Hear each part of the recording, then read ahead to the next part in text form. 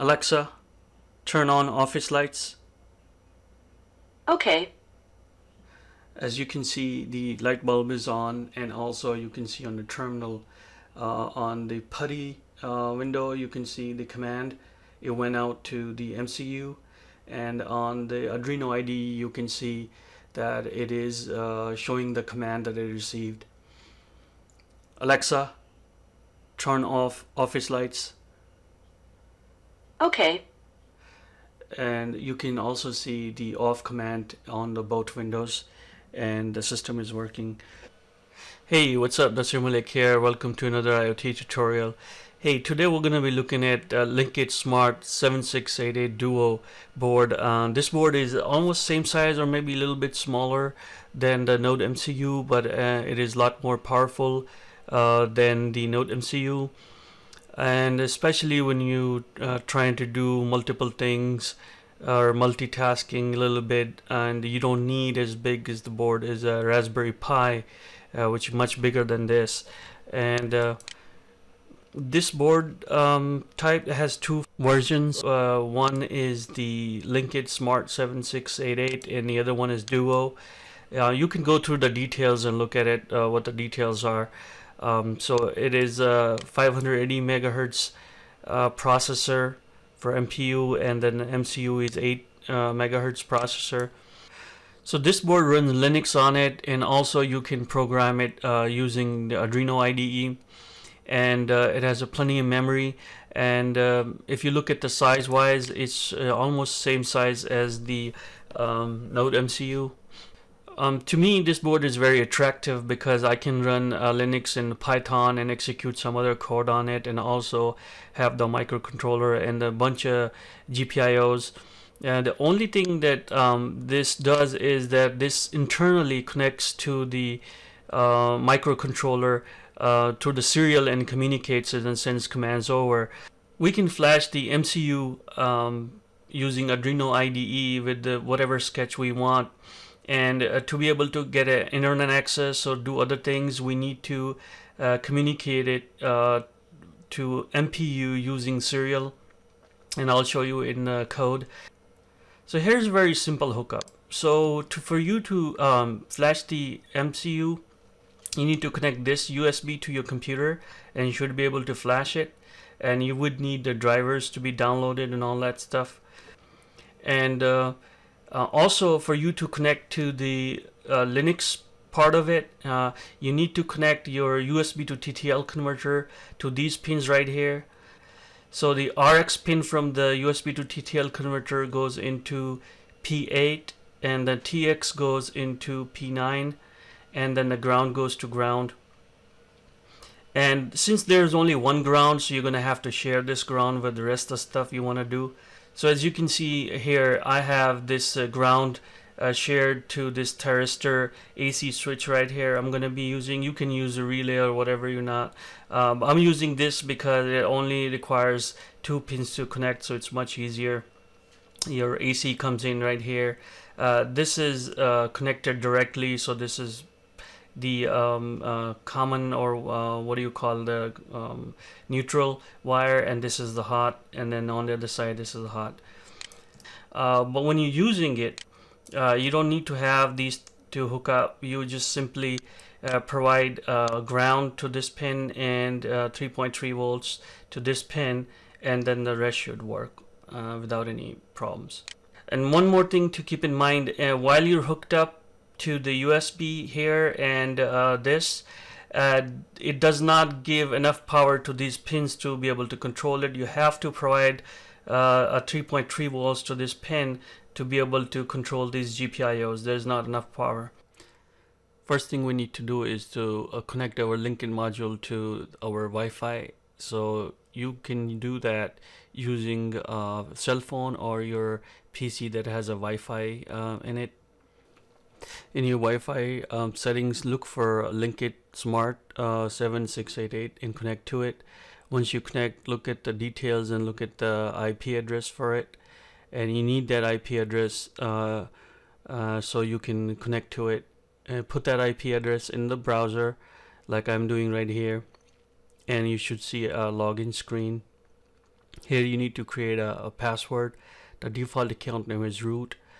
So you can create a password here and submit. It will save the password, and now you can go ahead and log in using the same password and sign in, and you should see a similar screen.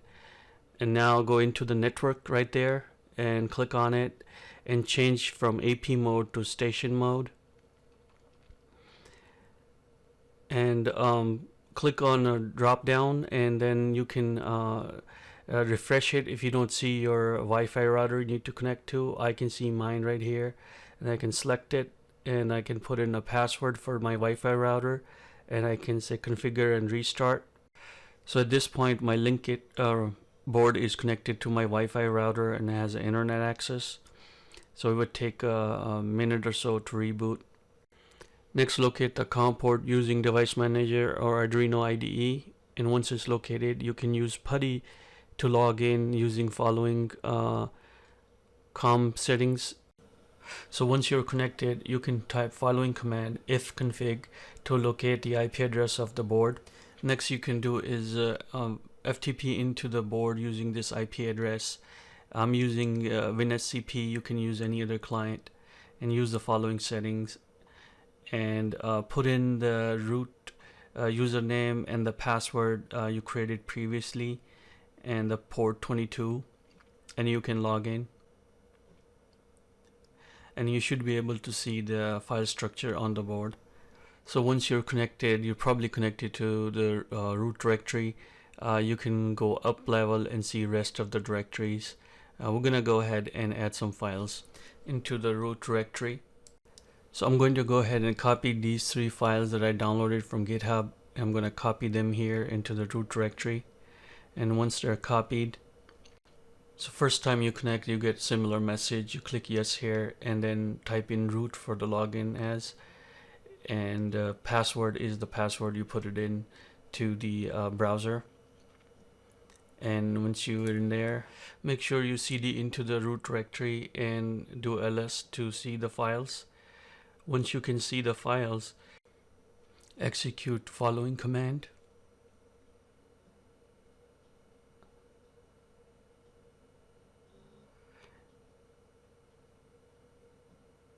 And you should see a similar error message. And we need to install request module. Use following commands to install this request module. It will take a few minutes. Once the request module finish installing, go ahead, execute the same Python command again. You can see all 8 devices are initialized in a Python script. Now let's go ahead and test it. Okay guys, once you download the code from GitHub, open up your Arduino IDE, and you need to install the board support for it. Go to File Preferences, and then copy paste the JSON link. If you already have a link, put in comma and then paste this link. So you go to Tools, you go to Board Manager,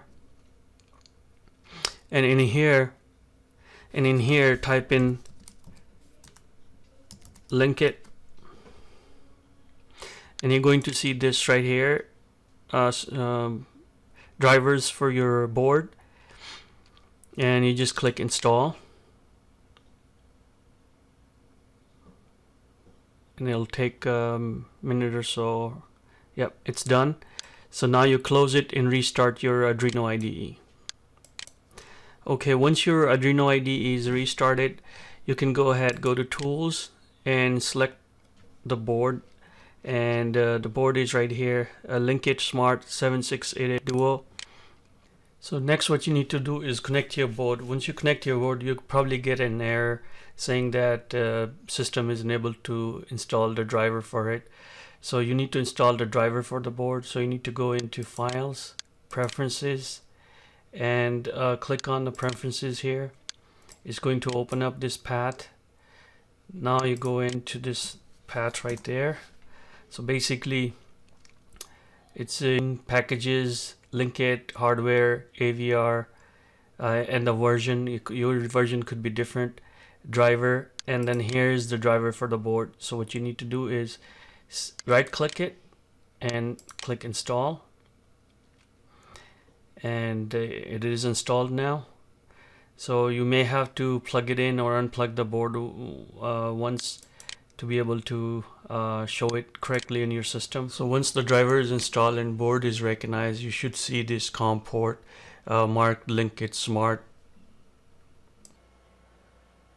So as you can see, I started the script on the LinkIt board, and now I'm gonna go ahead and give it a command to Alexa to discover devices. You should see on the SSH terminal screen that it is going to query those devices and register them.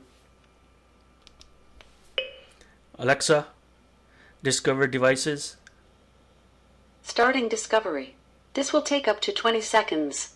If you haven't already, please enable the Smart Home skill for your smart device from the Alexa app. So as you can see it on the screen, it is discovering these devices.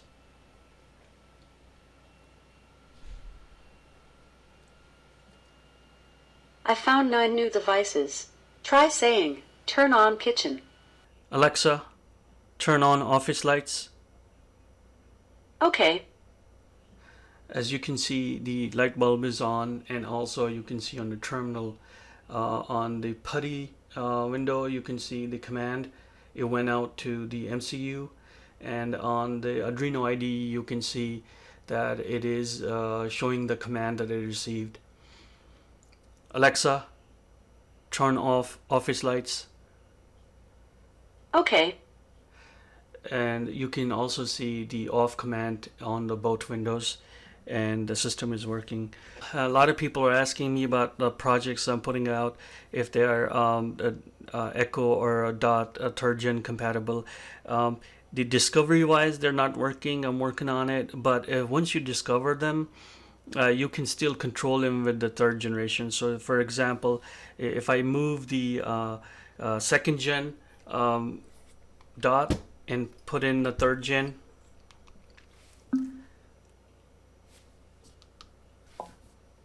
Alexa, turn on office lights. Okay.